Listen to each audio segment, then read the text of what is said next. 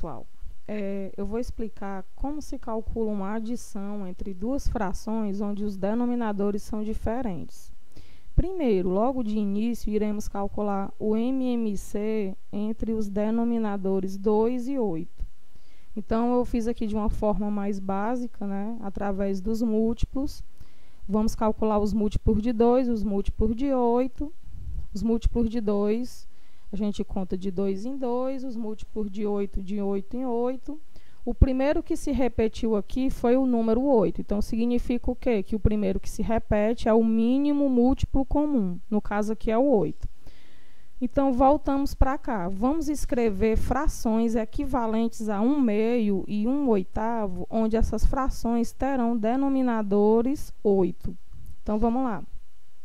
Usando pela lógica, né, na tabuada de multiplicar do 2, 2 vezes 4, eu coloco aqui 2 vezes 4 é igual a 8. O número que multiplicado por 2, que deu 8, é o 4. Então, eu pego esse 4, subo para cá para o numerador e multiplico pelo mesmo número. 1 vezes 4 é igual a 4.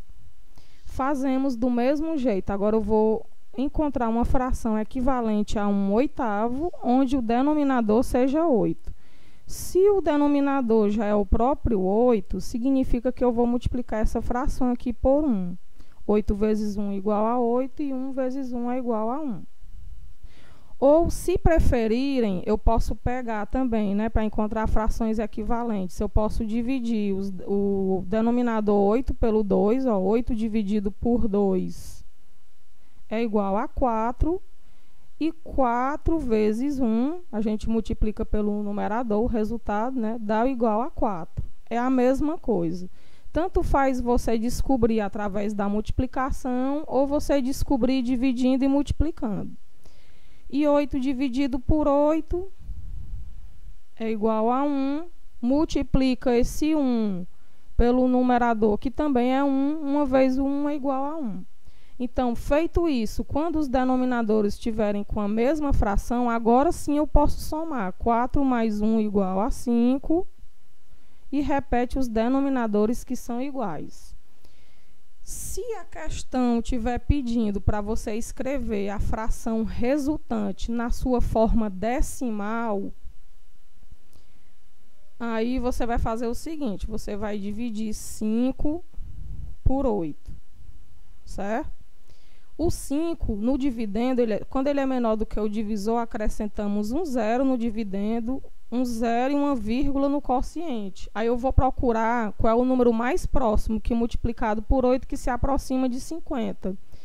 No caso aqui, é o 6, certo? O que se aproxima é o número 6. Por quê? Porque 6 vezes 8 é igual a 48. 48 para 50, sobra 2. E aí eu vou ter que continuar essa divisão, já que eu quero encontrar um número decimal. Acrescenta outro 0 e segue a divisão normal. 2 vezes 8 é 16. 16 para 20, sobra 4. Continuo acrescentando um 0 até eu conseguir tornar essa divisão exata. 5 vezes 8 é 40, para 40 nada. Então, a forma decimal do número 5/8 é igual a 0,625. E tem mais. Se a questão também pedir para você escrever essas frações aqui, 1/2 e 1/8, na ordem crescente, né? Ou então até mesmo a ordem decrescente. Então, vamos lá. Como é que eu escrevo essas frações na ordem crescente? Ordem crescente, já está dizendo, do menor para o maior. Eu vou colocar na ordem, começando pela menor fração. Então, quem é a menor fração? É 1/2 ou 1/8? A menor fração, ela vai depender das frações equivalentes que foram calculadas aqui anteriormente, ó. Dessas duas frações, qual é a menor? A menor é a que tiver menor denominador, já que os denominadores são iguais. Então, 1/8 é menor do que 4/8. Então, eu coloco 1/8 primeiro, já que a fração é menor, certo? e a fração maior, 4/8. Então, estão aqui as frações na ordem crescente, do menor para o maior.